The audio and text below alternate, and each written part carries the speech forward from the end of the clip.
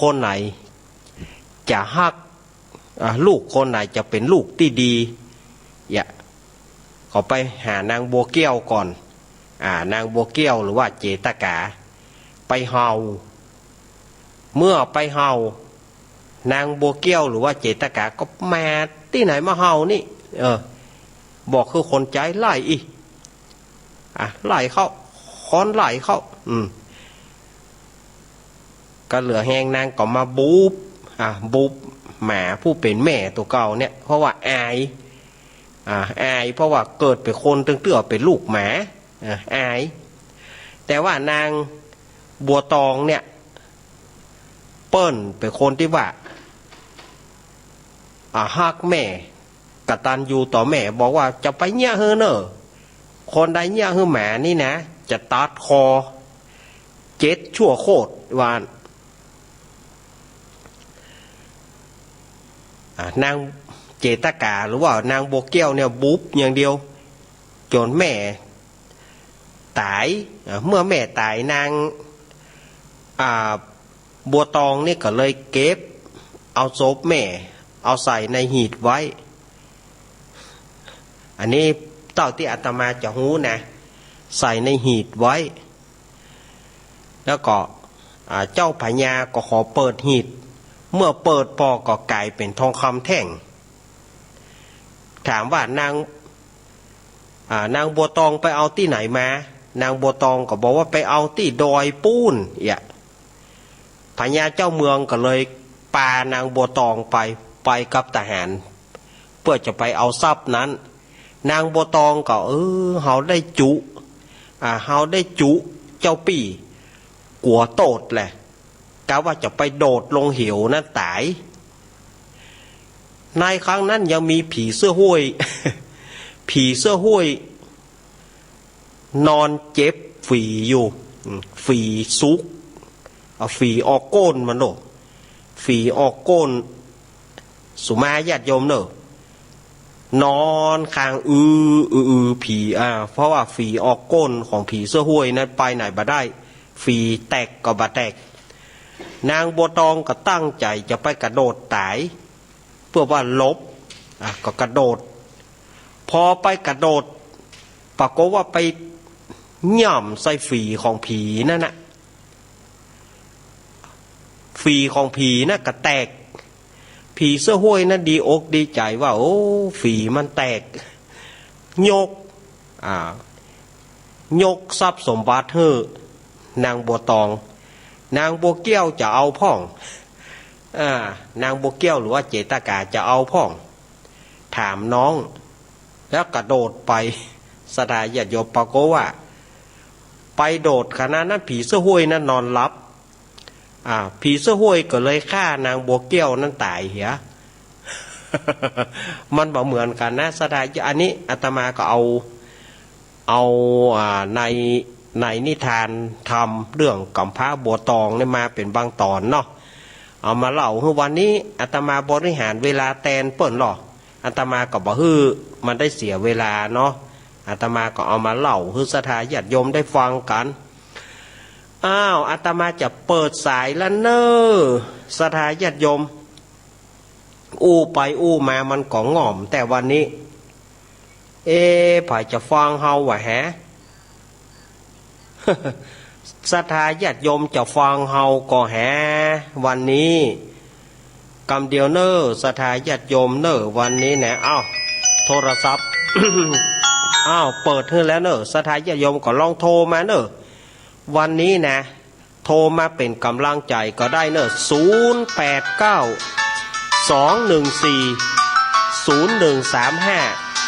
089-214-0135สายแรกจากตังใดเจริญปอนข้าพเจ้าจากตังใดจากวังเหนือแม่เกี้ยวอวดร่างเจ้าแม่เกี้ยวสบายดีแล้วเนาะเจ้าสบายดีแล้วสบายดีแล้วเกี้ยวหลอดเจ้าเกี้ยวหลอดฟ้าเนาะเกี้ยวหลอดฟ้าเกี้ยวหลอดฟ้าเนาะตอบแม่มาไม่ผีเลยอยู่ห้องเย็น บ่เป็นหยังแล้วเนอะตอนนี้นะป้นเคาะหายน้ำแล้วนะ เจ้า เฮ้แม่แก้วอยู่ดีกินหวานตาลต้อม เจ้าเป็ด ผ กำลัง มนี่ก็เป็นนักอันอวยพรขนาด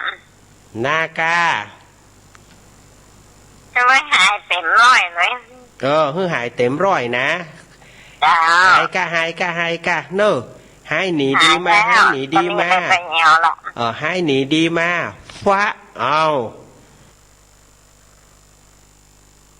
อู้ไปอู้มามันก็งอหายหนีดีมาฟ้าเอา สาธุ สาธุอยู่ดีมีสุขเนอะแม่แก้วเนอะอนุโมทนาบุญ ตัดเย็นดีเนอะ ครับอนุโมทนาบุญแม่แก้วเนอะ วันหน้าเท่าไรนี่นิ่มจะไปแอวหาเลย มากะเนอะแม่เกี้ยวอวดร่างวังเหนือลำปางเปิ่นเนี่ยเกี้ยวรอดฟ้าแต่สถาญาติโยมแม่เกี้ยววางสายให้จิมสุมาเนอะแม่เกี้ยววางสายให้จิมขอบคุณหลุดไปติดหนูมาใหม่0892140135จะเริญปอน ครับการนมัสการครับวันนี้แตนขอครับ วันนี้แตนวันนี้ ครับโอ้ครับครูไปเด็ดในมอนครับเนาะ วันนี้เปิ่นมีธุระเปิ่นไปทำศาสนกิจเปิ่นเนาะ อ๋อครับ หน้ากะโอ้ปีไอ ครับตะกี้ผมบอกที่ว่า94นะครับ94เนาะ ครับ94 94เวียงป่าเป้าเนาะ แต่ว่า ครับ เป็น ของ ว่า ลุงมาสุวรรณครับ ได้ เจ๊ว่าอย่างนั้นครับ ครับ ไม่ได้ครับ ครับผม แต่ว่าหมาตัวเวียงเบาๆครับ อ๋อผมไม่ได้ไปครับไม่ได้ไป น่ะ แต่ว่า อนุโมทนาบุญมาตุยครับ เป็นปืนน่ะแม่พาครูกับแม่นะครับ ผมนั่นแหละครับ แม่นางอ่ะ เนี่ยปะกันอยู่ ครับ เขาจะเอามา ครับ เอามาปุบโดยปืนมาได้ ขอบคุณเนอะปีไอเนอะปีไอทรงศักดิ์วิพักษ์พิพักษ์นามสกุลก็ค่อนข้างจะอ่านยากหน่อยทรงศักดิ์พิพักษ์จะเริญปอน ไม่ซาลูกเล่น เอาจากตั้งใดแม่ แม่นอนสุขสบาย ไม่น้อยเจ้า แม่น้อยสุขสบายเนี่ยว่าจะได้หาว่าจะได้หาวันนี้ แต่ว่า เพราะว่าจะได้ก็คือเดินหาครูบาอาจารย์น่ะแก สาธุ อันนี้แม่น้อยนะ ก่อนนะกะก็หู้แล้วแม่น้อยอ่ะ แม่นอนสุข แม่น้อยหยัง น่ากะ คิดโยก่อนนะแม่น น่า อน กะโอ้ยแม่ไปไหนมาได้แล้ว ไปไหนบ่ได้แล้ว เจ้า ไปได้อยู่แต่ว่ามันบอกพร้อมที่จะไปเตื้อ มันเจ็บหัวเข่าเมื่อแบบเดียวเลยนั่งรถเข็นแล้ว นั่งรถเข็นก็รถเข็นก็ยังปาไปรู้ รถเข็นแล้วเขาบางทีเขาก็ไม่ได้นั่งเขาคือมันนั่งเขาอ่ะโย่เอาอ่ะ ยูเอา เจ้า สารวันถอยหลังสารวันนะเนาะ เจ้า อย่าได้มาแม่น้อยเฮ้ยเป็นกำลังใจให้แม่น้อยเหมือนกันเนอะ เจ้าค่ะให้กำลังใจถ้าลูกเนนด้วยเนอะ ขอบคุณเนอะแม่น้อยเนอะ เจ้าค่ะ สาธุ เจ้าค่ะ สาธุแม่น้อยสุขสบายอำเภอเวียงป่าเป้าเหมือนกันนี่แม่น้อยนี่กับเปิ้นพิการเหมือนกันเสียดายเปิ้นเหมือนกันเปิ้นเคยไปกินไปตานด้วยกันนะ0892140135โทรเข้ามาถ้าว่าวันนี้ไผฟังอยู่0892140135สถาญาติโยมที่มาวันนี้นะวันนี้อาตมาแตนเปิ้นหรอกถ้าว่ามีสายเข้ามาก็โทรเข้ามาเนอะ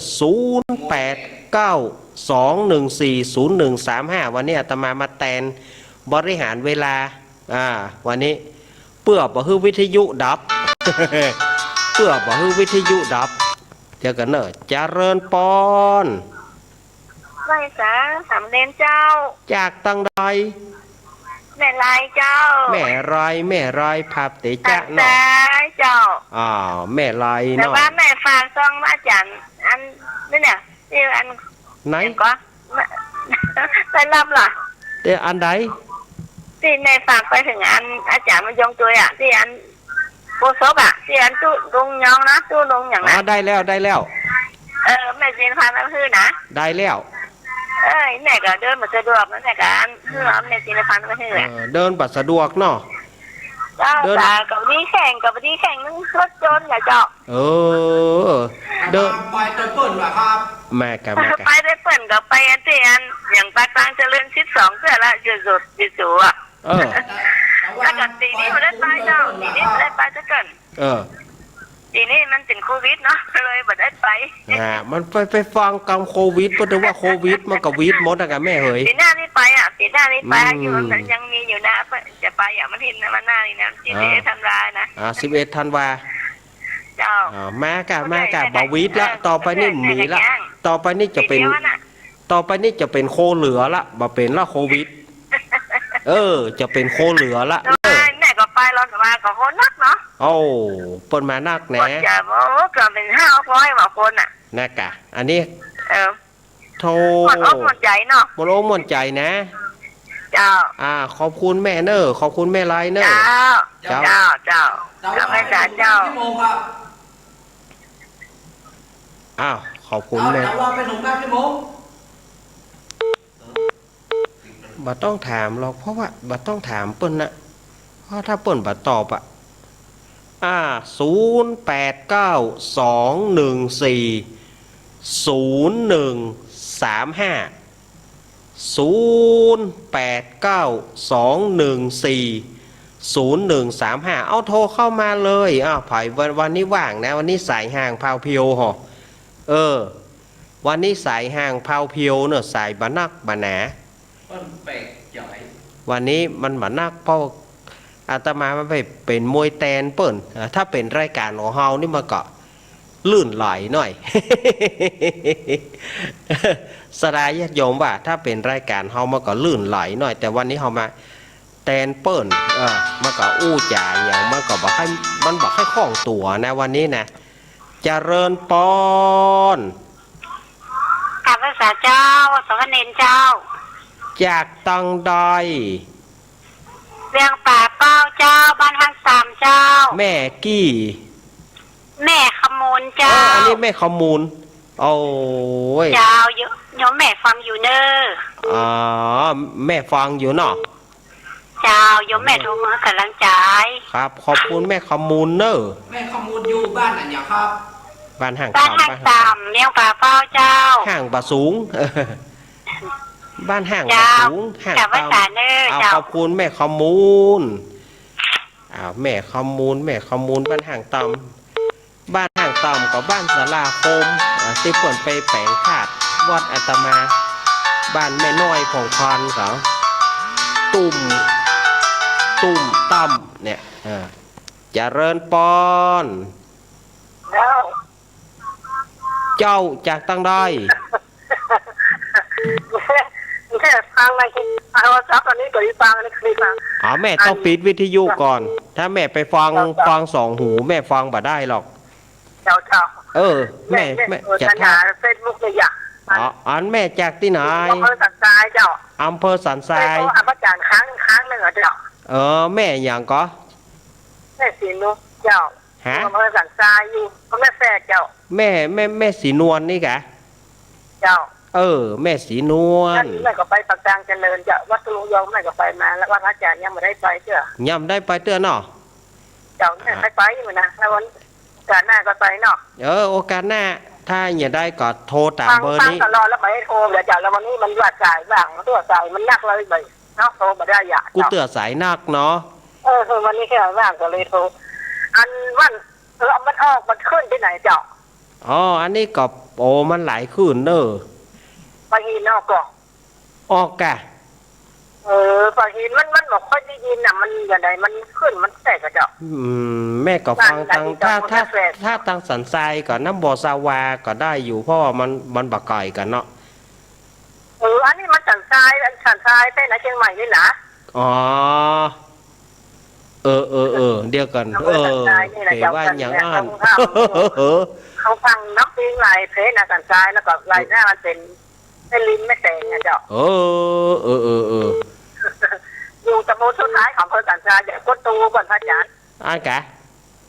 จองตะโมนอยู่วัดติดอย่างมันขึ้นไปทางฟ้าว่าจะขึ้นไปจะไม่เอาผ้า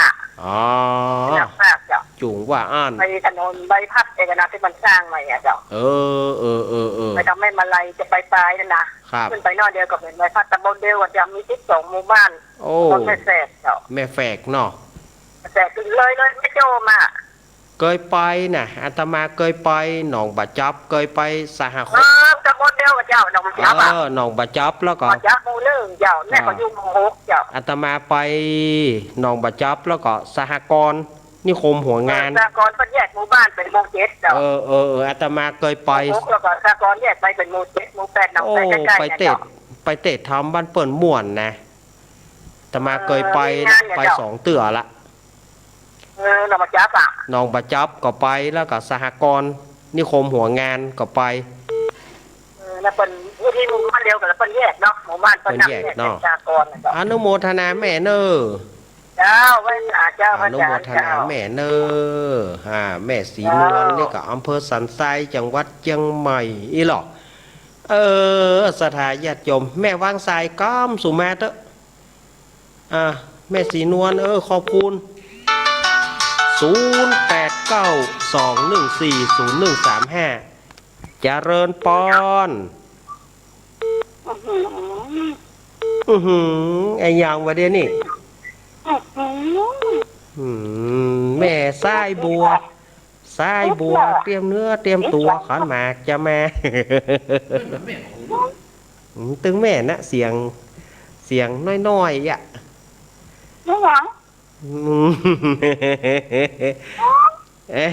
แม่สายบัวนี่นะ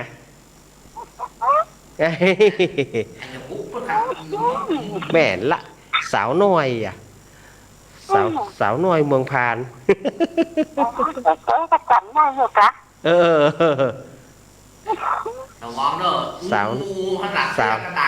สาวน้อยเมืองพานสาวน้อยเมืองพานสอนบ่เมา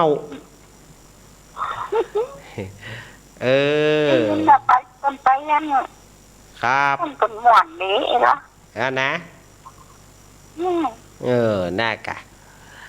เป็นกำลังใจนะปันหอมปันหายเนอจ้าให้กำลังใจเน้นเนอครับเจเจนเนอขอบคุณแม่สายบัวเปิ้นมาได้ไปเปิ้นขอตา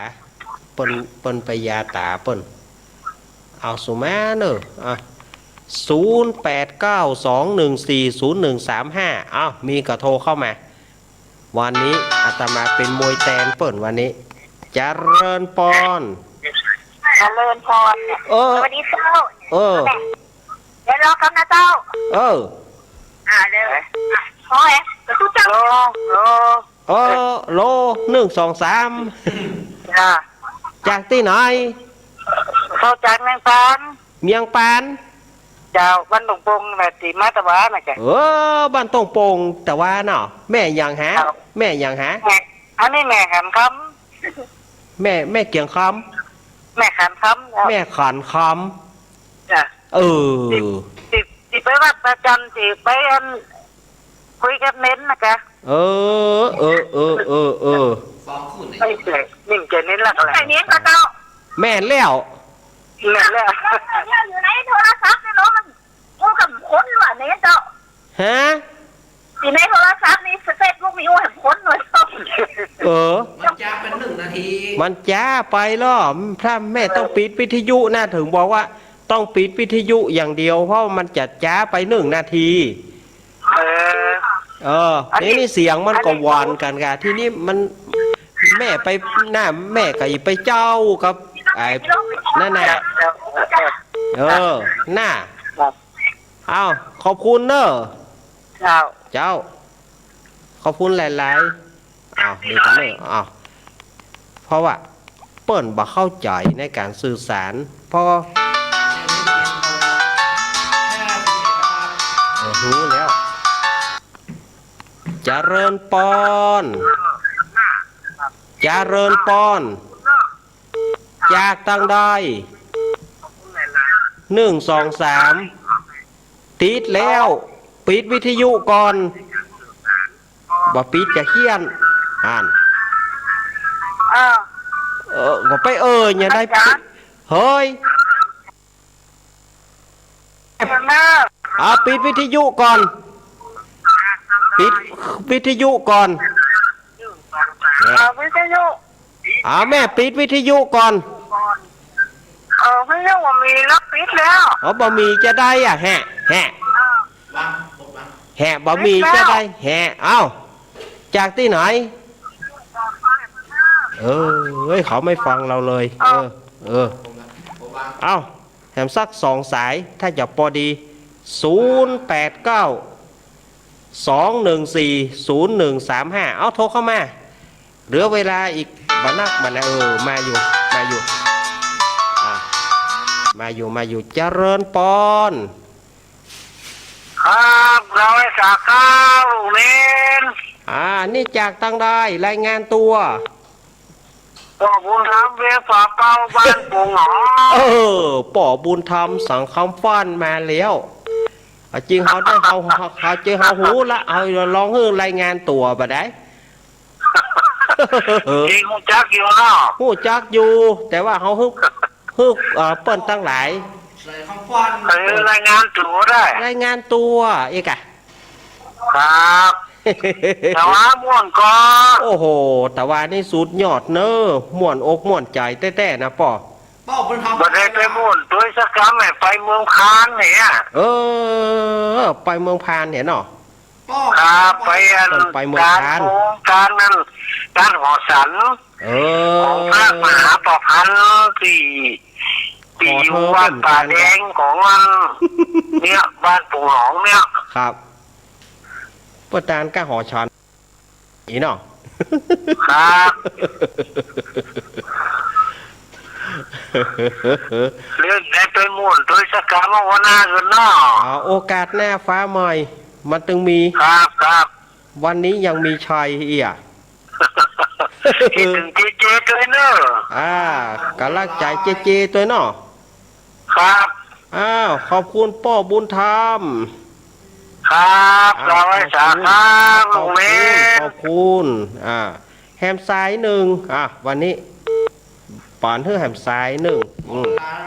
แฮมซ้าย1เพราะว่าเปิ้นบุญมายุ่นไปดูเปิ้นเจริญปอนเจริญปอนสวัสดีไหว้สาหลวงพ่อมานิดเนาะปัจจัยครับปนันเจจาเมียงพะเยาให้ครับเอาล่ะเจ๊หมอบ่ฮับเย็บละเจ๊หน้าแตกยับเยินละป้อนนันเตจาเตจาพะเยานะครับอยู่กว้านพะเยาให้ครับกว้านพะเยาเนาะอันเดียนเข้าถ่าเนาะเข้าถ่าว่ะเข้าถ่าเราอ่ะต่ออันคือสัมมาเดนต่ออันของเขาเอามาอยากทยมฟังที่เด็กเข้าถ่าเนอะขอบคุณเนอะป้อนหนังเนอะครับผมอันที่การรับฟังจากขืนเวียงปะเป้าได้ละครับเนาะขืนเวียงปะเป้าแน่นอนครับของดารุณีเป็นยังปะไทยทอดแจกคุณ8 โมงว่ะนะขอบคุณป้อนหนังเนอะเวลาอาตมาหมดแล้วเวลาอาตมาหมดแล้วอาตมาปิดโทรศัพท์ก็มาอันมาติ๊กเอาละสถาญาติโยมเหยเวลาอาตมาหมดลงเพียงตะอี้วันนี้อาตมามาเป็นมวยแตนท่านบิ๊กบอสของเราเอาไว้วันอังคารแล้วก็วันศุกร์เนาะถ้าเป็นวันอังคารก็2 ทุ่มอาตมาก็มาเล่าธรรมให้กับสถาญาติโยมฟังแล้วก็วันศุกร์ อาตมาก็เล่าทำแถมแล้วก็สาระต่างๆวันนี้มันผิดพลาดหลายๆอย่าง มันบ่ได้เกียมตัวถ้ามันผิดโดยประการชันใดอาตมาก็ขอสุมาอภัยต่อบรรดาคนฟังทั้งหลายผิดนิดผิดหน่อยอภัยคนตาดำๆนิดหน่อยเนาะ คนตา คนตาดำบ่มีเกี้ยวก็ขออนุโมทนาขอบคุณทุกสถานีที่ได้เปิ้นฮื้อสัญญาณเปิ้นได้ออกรายการฮื้อเนาะว่าทุกท่านเอาไปฮับปุ้นหลังไม้ปุ้นเฮื้อท่านทั้งหลายได้อยู่ดีมีสุขรายการต่อไปจะเป็นรายการธรรมะจากยอดดอย ดำเนินรายการโดยท่านอาจารย์วรรณชัยชยานันโทแล้วก็